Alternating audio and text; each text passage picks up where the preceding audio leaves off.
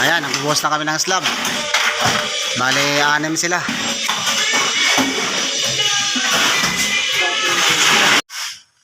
Oh, yan, panibagong vlog naman tayo mga kabayan, mga ka-idol.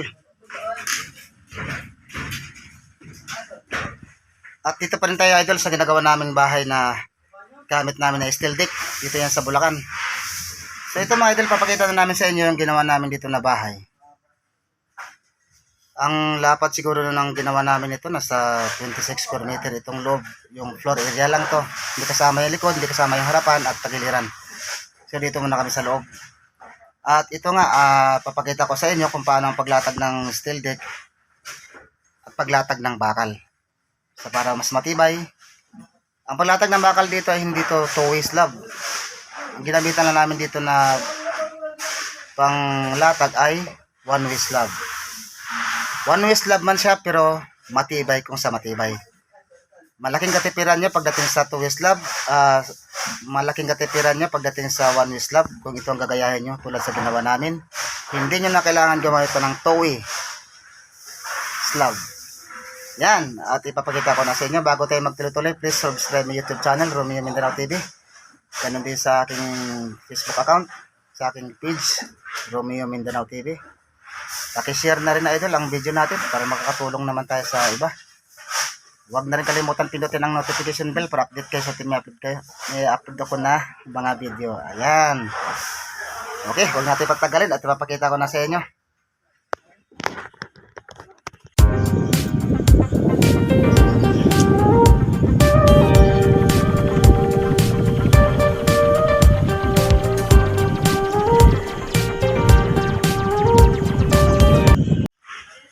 At ito na nga, ipapakita ko na sa inyo mga idol yung ginawa namin na one-way slab.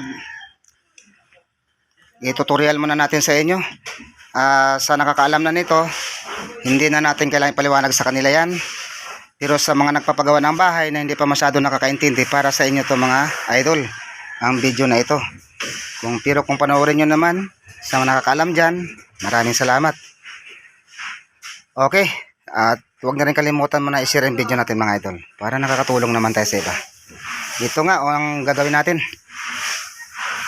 Ang ginamit namin ngayon na steel deck, ito yung steel deck na wave. Ang wave kasi, nakita nyo naman, mayroon siyang ano dito, paumbok dito, ayan, yan tawag na wave. Hindi siya flat, mayroon kasing steel deck na flat. Pero kung sa tibay ang pag-usapan natin, mas matibay ang wave kaysa flat na steel deck. Conforme naman din yan sa kapal. Ito kasi direct planta ito, kaya mas makakamura kami. Ang kinukuhanan namin ito mas mababa kaysa bibili kaysa hardware. May hardware naman, direct hardware naman. Pero siyempre, mamimili din kayo kung saan mas nakakababa. At ito, ang tawag na one-way slab. Pagdating sa steel deck mga ka-idol, ang tamang sukat lang naman talaga niya ng bakal. Mula dito, yan, hanggang dyan, hanggang dito,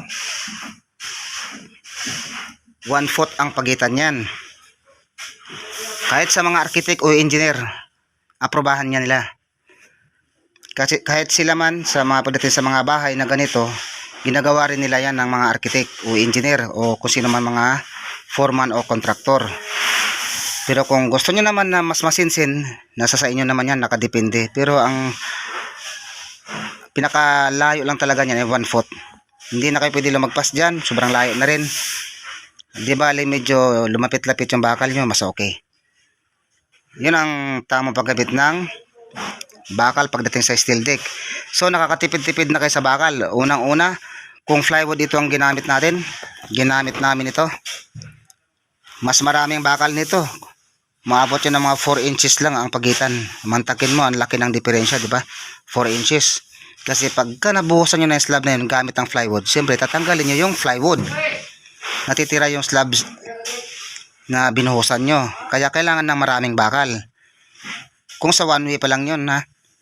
One way slab. Gamitan nyo ng 4 inches ang pagitan. May ginawa na rin kaming ganyan, marami na. Hindi lang sa ganito. Kasi sa haba-haba na rin ng panahon na ganitong trabaho namin, Halos 30 years na ganito trabaho namin. O higit na 20 years. Kaya ako sa experience pagdating sa bahay, hindi na kami nanibago. Ngayon ganito naman din. Kung gusto nyong lalong tumibay ang ano nyo, ang one way slab, gamitan nyo ng mga extra bar. Ito yung extra bar na to.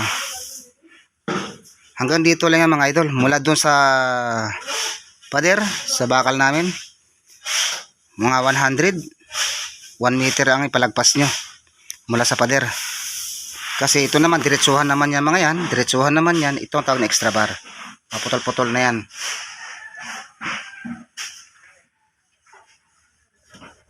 So ngayon, naging pagitan na lang nito. Nasa 6 inches na lang yan. Kasi 1 foot nga yan. Nilagyan sa gitna, naging 6 inches na lang. Kaya nilagyan namin yung mga ganyan. Kasi maraming ang bakal dyan. Kaya dinagdagan na namin. Pinaikutan ko na ngayon ng reinforcement. Mga extra bar. So ito nakatagos ito sa harapan. Para sa slab doon sa harapan. Kasi itong ginagawa namin ay dito sa floor area. So gigibain pa namin itong bubong na ito. Iaangat pa ng todo yan. Abangan nyo na lang yung mga idol sa susunod. Ang pag-usapan natin muna itong kinabit namin na bakal. So hindi nyo na kailangan na gumamit pa ng two-way slab kung gagayahin nyo itong ginawa namin. Lahat yan may mga extra bar yan, paikot lahat.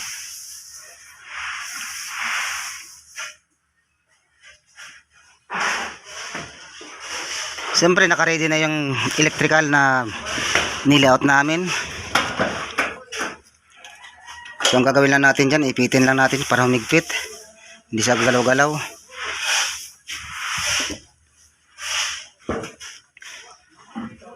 Ganon din yung sa gitna.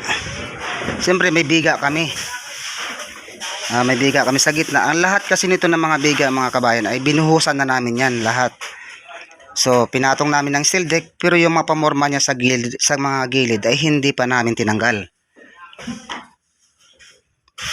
Ngayon, ang gawin nyo naman pagdating dito sa mga steel deck na to ay i-welding nyo. Yan.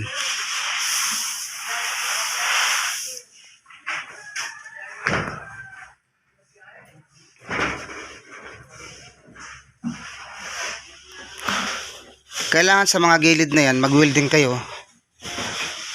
Yan, naglagay kami ng welding ng isa. O kahit sabihin natin na dagdagan nyo pa yan, o kahit hindi na. Kasi malaki naman yung pinatong itong steel deck sa buhos. Yan, nakapatong kayo dyan ng mga 2 inches. Kahit sabihin natin na nakapatong kayo ng mga 1 inches, okay lang yan, basta nakapatong sa slab. Conforme lang sa lapad ng biga nyo.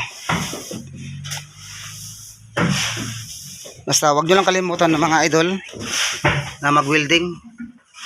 Kahit paano may spatan nyo yung mga steel deck nyo. Ganon din dyan. Ganon yan doon sa dulo. Yan ang pinakamahalaga pagdating sa bahay. Kaya nakikita nyo, marami kaming bakal. Kung sa tibay nito, i-garantiya namin yung mga gawa namin. Lahat na ginawa naming bahay, wala pang naging problema. Ma-plywood man ang pamorma, maging steel deck man,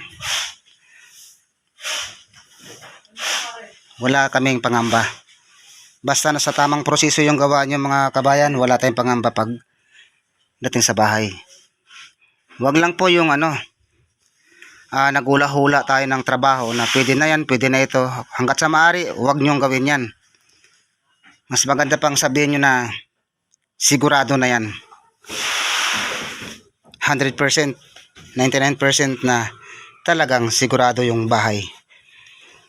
Kasi mga tulad sa atin na manggagawa, kailangan natin mga idol ipaliwanag sa may-ari ito, yung mga ginagawa natin, ano ba ang maging kalabasan, ano ba ang maging epekto nito. Yan ang pinaka-importante kasi sa lahat-lahat, yung ipaliwanag natin sa may-ari ng bahay ang ating ginagawa sa araw-araw. Kasi itong ginagawa namin, araw-araw ko dito pinapaano sa kanila. Okay na, sine-check namin, pinapacheck namin sa may-ari. Kaya maiwasan natin yung paghinala ng bawat isa. Mas maganda nagtatrabaho tayo na malinis ang konsensya natin bawat isa. Yung masaya tayo pagkatapos ng trabaho. Mahirap naman kasi magtatrabaho tayo pagkatapos naman ay nagsamaan tayo ng loob. Sama ng loob ang inaabot nyo sa may-ari. Hanggat maaari iwasan nyo yan. Abangan nyo mga idol. Ang gagawin namin bahay gamit ang SRC panel. Baka nga ito mga pader nito sa labas. Gagamitan namin ng SRC panel ito. Yan ang kaabaan yan. Kasi sa kanila pa rin itong part na to. Yan, nakita nyo naman giniba namin yung slab na yan. Baka gagamitan na namin lahat ng SRC panel yan, pati pader. Binanggit ko na yan sa may-ari kung anong dapat gawin. Ayan, nagpe-prepare na rin yung mga tao ko para sa pagbuhos ng slab. So hindi pati biro-biro ang gagawin. Iangat pa itong bubong. Kasi ang ginawa namin ditong height ng slab namin ay 10 feet mula sa flooring hanggang sa top ng slab namin sa second floor. So napakataas niyan, 10 feet standard na talaga yan. Pwede naman kayo mag 9 feet, depende naman yan sa sitwasyon ng bahay nyo. Yan lang muna mga idol ang pinakamahalaga na pwede nyong gayahin sa mga nagpapagawa ng bahay, sa mga nagtatanong. Hindi nyo na kailangan na maggamit pa ng two-way slab. Pero kung marami kayong budget, walang problema yan. Pwedeng gawin ng mga manggagawa yan. Two-way slab. Talagang ang bakal nun pang building na. Ganun sa building, two-way slab. May mga ginawa na kaming ganyan pagdating sa mga bakal. So itong latag namin ng bakal nito ay mga 12mm. Pwede naman kayo gumamit na mga 10, siguro mga ilang piraso, mga reinforcement nyo. Pero mas maganda kung 12mm lahat. Ito naman, hindi nyo na kailangan maglagay ng biga dito sa gilid. Yan. Pwede naman din, kung gusto nyo naman maglagay ng biga na maliit, pwede rin naman yan mga kabayan. Pero kami, hindi na kami naglagay ng biga. Dinoble-doble na namin yung mga bakal namin dito. Mga 12mm yan. Kaya wala rin pangambayan na magkaroon ng lundo-lundo yan. Kasi nga sa dami-dami ng kinabit namin ng mga reinforcement na yan, hindi nyo na kailangan ng biga. Yan ang isang dahilan kung bakit wala kaming biga, di ba? Pero kung wala kayong reinforcement na 1 foot lang talaga yung pagitan ng bakal nyo, kailangan maglagay kayo ng biga dyan. Pero sa tulad nito, 6 inches na lang ang pagitan, naka-steel deck ka pa, hindi nyo na kailangan ng biga. Pero pag plywood, ang sahig nyo, obligado talaga mga kabayan na maglagay tayo ng mga biga dyan. Pag plywood. Okay, sana may natutunan kayo mga idol sa aking content. At may nasishare naman ako sa inyo ng konting kaalaman. At sana mapulutan nyo ng konting aral. At ito nga pala yung ano namin, open ng hagdan. 88 cm. Pero ang ibang ginagawa namin ito ay 80. Mula sa gilid ng biga, 80 lang yan. Mayroon naman din 90. Conforme yan sa laki ng bahay. Mayroon pa nga 1 meter. Nakadepende yan sa lawak ng area. Pero ito ang ginawa namin 88. Kasi nga malalaking tao ang nakatira dito. Kaya pag-akit ng gamit, mas maliwalas, mas maluwag-luwag. Siyempre bago namin gawin yan, pinaaprobahan na muna namin sa kanila kung okay ba sa kanilang luwag na yan o mas liliitan pa namin. Pero okay na sa kanila yung luwag na yan. So 88 cm mga idol, halos 90 na. Okay. At napakita ko na sa inyo yung mga gawa namin at napaliwanag ko na.